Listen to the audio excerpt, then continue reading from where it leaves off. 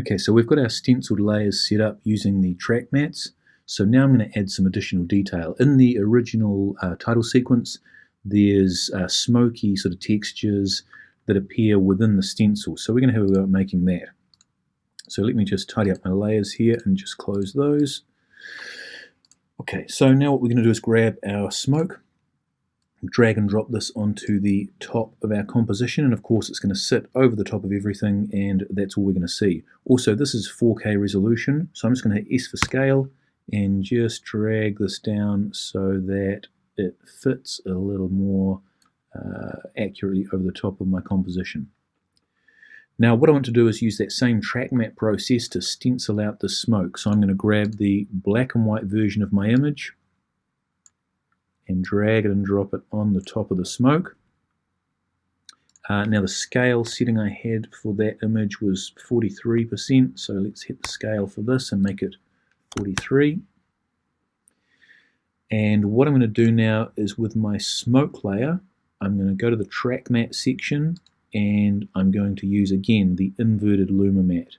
So that means where I have black areas on my image here, the smoke is going to sit in there. So let's hit luma inverted, and there's our smoke. So that's great, but the problem is that that smoke is now obscuring all the layers underneath it. I just want these light bits of smoke to sort of sit as a faint texture over the top of my background. So not only am I going to set a track matte here, I'm also going to go to the smoke layer and change its blending mode to screen. Now what that does is it takes the lighter parts or the lighter pixels in the image and it slightly brightens the background image with these lighter pixels, and the black parts or the black pixels in this image are going to disappear. So a screen mode is a type of lighting mode. Some people use add. I find that's often too bright and you end up getting burnt out white areas. So I prefer to use the screen mode. Lighten mode is another one you can also try. The best thing to do when you're doing this kind of work is to experiment with these different modes and find what gives you the best result. But screen, I find, tends to be the most useful one that I use most regularly. So now we've got some smoke elements sitting in there. So that's looking good. So the next thing I want to do now is think about the color and texture of this image. Again, if I have a look at the reference, there's some sort of crusty off-white texturing going on. There's this blurred bit that I haven't quite dealt with yet, and there's a color, sort of a sepia kind of color over the entire composition. So what I'm going to do is I'm going to use my paper texture that I've got for some texture. So I'm going to drag and drop this on the top of my composition. This is a little larger, this image, so again I'm going to hit S for scale and scale this down until it just covers my composition. And again I'm going to use blending modes to control how this sits over the top of my composition. I want the darker parts of this image to come through, so I'm going to choose a darken mode. Now this is too strong. I want this a little bit of this texture, but I want it to be fairly faint. So what I'm going to do is I'm going to select my paper layer, hit T for transparency, and just click and drag on that transparency and just fade it out a little bit until I'm just seeing hints of that texture coming through. And you can adjust this as much or as little as you like, but it just takes out that solid white background and just gives it a little bit of texture. And that's a better look. I quite like that. Next thing to do, we need to deal with the color, because at the moment we've got all this bright color in the blue sky from the background and we want it quite stylized. Now I want to change all the color for all the layers that I've got in my composition. So rather than put color correction on each layer, I'm going to create an adjustment layer which will make everything underneath it affected by my color correction. So let's go to my layer menu and create a new adjustment layer.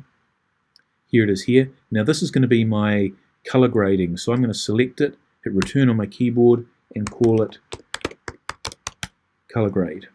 I always name my adjustment layers because you can often end up with many of them, and if you don't know what they are, it can be quite annoying having to try and hunt through them to find the effects you're after. So this is my color grade. I'm going to use a really simple color grade for this. Under my effects menu I'm going to go to color correction, and I really like this tool called tritone. So what tritone does is it takes the highlights, the white part of your image, and you can set them to white or any other color. You can take the shadows or the dark parts and set them to black or any other color. And the midtones you can colorize to whatever you want. So you can pick a color from there if you want to. I'm just going to use with the default that's popped up. And what I like about tritone is that if I like to keep the whites white and the blacks black. I like to keep that ability to control those. If you use a tint will often just color everything. So I like to use this. It gives me a little bit more flexibility. The other thing I can do with this is I can blend this. So if I want a little bit of color to be coming through, I can just adjust the blend amount up and down, and I can just say leave it somewhere around, maybe around 20-25%, something like that for this one, which just means there's a slight variation in the colors, and that gives it a little bit more visual interest that I'm quite happy with. So that's a really simple way to apply a color grade across a series of images, or a sequence in this case. Okay, the last thing that I want to look at here is some kind of selective blurring. And what I'm going to do is use another adjustment layer for this. So let's make a new adjustment layer. And this is going to be the blur. So let's hit return and hit blur. So type blur. And what I'm going to do is go to my effects menu, find a blur. I'm just going to use a fast blur for now because it's fast. Generally I tend to use Gaussian blurs because they're smoother and a little bit cleaner, but just for speed I'm going to use a fast blur here. And if I drive up this fast blur radius, you can see I can blur my image right out. But I don't want to blur out the entire image. I just want to blur out sort of around the edges of my image. Now there's a couple of different ways that we can do that. In the same way, I'll just turn these off. In the same way that we created a mask through the center of this image using just a mask shape, we can do that using our adjustment layer and a mask shape. So what I could do is grab my shape tool, and if I click and hold this down and choose the ellipse, I'm just going to start in the bottom left hand corner and click and drag up to the right. And what I've got now is an ellipse shape, and it's blurry inside there and it's sharp outside. I want the opposite. So if I come down to my blur and its mask, I can invert the mask, and now I've got blur around the edges and I've got it sharp in the middle. Again, I don't want this hard transition from one to the other, so if I open up my mask, I can choose a feather amount and just create a bit of feathering so I've got a soft blend in and out of that effect. Now what's going to happen is this blur layer here will affect everything underneath it. So if I have a look at the texture of my image, I can see, and I'll just turn up my paper texture's opacity so I can see a little more clearly. Here I can see there is the texture of my paper, and you can see outside of this blur layer it's blurring out. Now depending on what you want to achieve, you may want this texture to be sharp over the entire composition. So for you, what you may do is grab the paper texture and put it on the top, and then obviously just turn that texture right down again. So that way that texture is staying sharp, but we've still got this blur happening around the edges of your shape. So that's using an adjustment layer with a blur and an ellipse.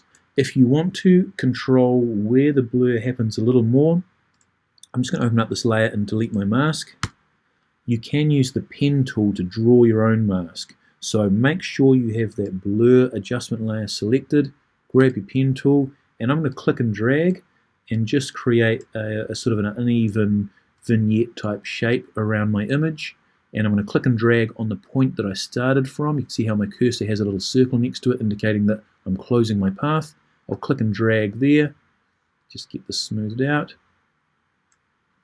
And again, I'll invert that mask. I'll add some feathering to it. And now by drawing that mask with the pen tool, what I can do is get my select tool. I can move the points on that mask around, which will control exactly where the blur happens. We can also keyframe this path over time if we want to by animating the mask path option. So now I've got a little more control over exactly where my blurring happens, and I can adjust these points so that I get exactly what I want. And that gives us pretty much that type of look that we have here. Now obviously we can put some text in there if we want to, and as I said, you can use moving images. I've just used still images just to demonstrate this effect. But that's looking pretty much how I want it to be.